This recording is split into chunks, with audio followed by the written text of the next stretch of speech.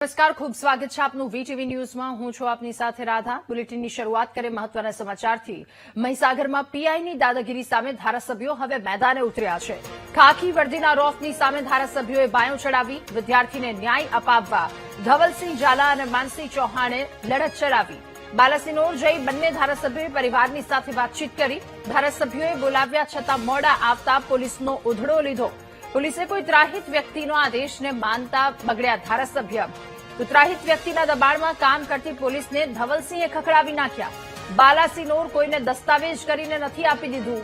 Deputy એસપીએ ફરિયાદ નોંધાવવાની ના પાડતા ધારાસભ્ય ગરમ થઈ ગયા। ધારાસભ્યોએ એસપી સાથે ટેલિફોનિક વાતચીત કરી ફરિયાદ લેવાની માંગ પણ કરી। તો આ કેસમાં એસપીએ નિષ્પક્ષ તપાસના આદેશ આપ્યા છે। કેસની તપાસ એસટીએસસી સેલના ડીવાયએસપી જીએલ ચૌધરીને સોંપવામાં આવી। પોલીસે મંદિર અને પોલીસ સ્ટેશનના સીસીટીવી મેળવવાની કાર્યવાહી પણ શરૂ કરી છે। બાલાસિનોરના જડોદમાં લીંબચ માતાના મંદિરમાંથી ચાંદીના પાદુકાની ચોરી થઈ હતી। તો તાલુકા પોલીસ સ્ટેશનના પીઆઈએ ચોરીની શંકાએ વિદ્યાર્થીને માર માર્યો હતો। 15 વર્ષીય વિદ્યાર્થીને પીઆઈ જેએન સોલંકી અને સ્ટાફે માર માર્યાનો આક્ષેપ છે। કોઈ ધણી નહીં બાલાસિનોરનો।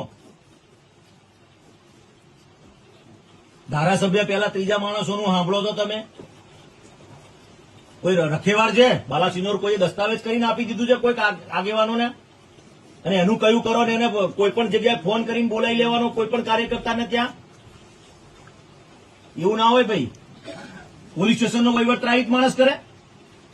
એટલા પોલીસ લુખી થઈ ગઈ છે અત્યારે। એવું જ છે ને તો શું છે, પોલીસ તો બોલાય ઊંચા કરીને ધમકી આલે એટલે એવું ના મતતા 2 બટન ખોલીને નીકળી જશે બજારમાં, તો અહીંયાથી બાલાસિનોર લઈને જઈશ ગાંધીનગર સુધી। એવું ના મતતા તમે કે આ છોકરાઓને મારીને તમે એમને દાદાગીરી કરવા બેસી જાઓ એટલે 2 કલાક સુધી અમને બેહાડી રાખો। વાત કરો છો યાર। તમારા અંડરમાં નથી સાહેબ, ડીવાયએસપી સાહેબ આપના અંડરમાં નથી। આ પોલીસ સ્ટેશન ડીવાયએસપી સાહેબ આપના અંડરમાં છે કે બીજા ડીવાયએસપી ના અંડરમાં? તો તમે હુકમ કરો અને પીઆઈના પોલીસ સ્ટેશનમાંથી ફરિયાદ ના લેવાય સાહેબ। તમે એમ કહો તમારા કર્મચારી વિરુદ્ધમાં, અરે અરજી લઈ લો, તમારી અરજી લઈ લો, ચલો તપાસ તમે પછી કરજો। ચલો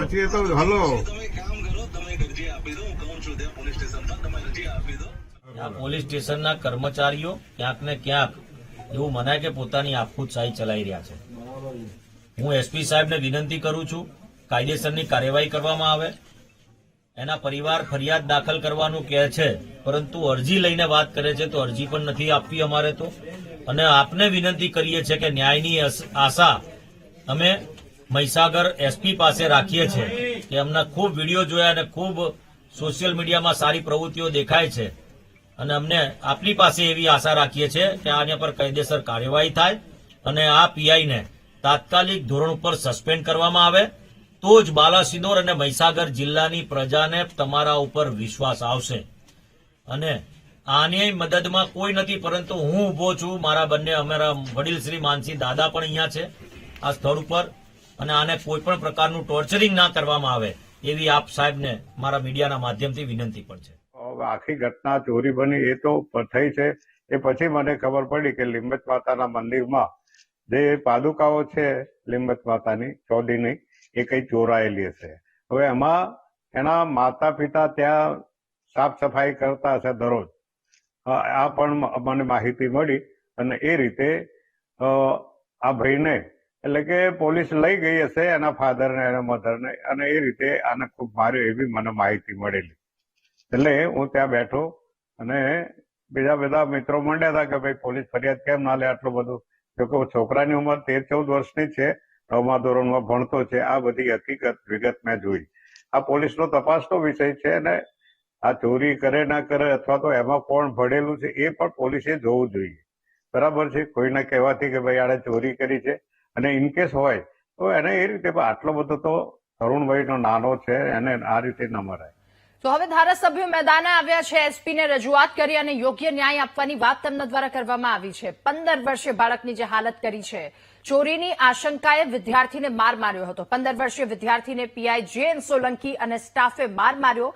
એ વિદ્યાર્થીની હાલત પણ આપ સ્ક્રીન પર જોઈ રહ્યા છો. આ સમગ્ર કેસ આશંકામાં આટલી મોટી સજા આપવી, તેને માર મારવો ક્યાં સુધી યોગ્ય તપાસ કરવામાં આવે. કેસની તપાસ ST-SC સેલના ડીવાયએસપી GL ચૌધરીને સોંપવામાં આવી. પોલીસે મંદિર અને પોલીસ સ્ટેશનના સીસીટીવી મેળવવાની કાર્યવાહી પણ શરૂ કરી છે. જોકે હવે આ કેસમાં ધારાસભ્યો મેદાને આવ્યા છે.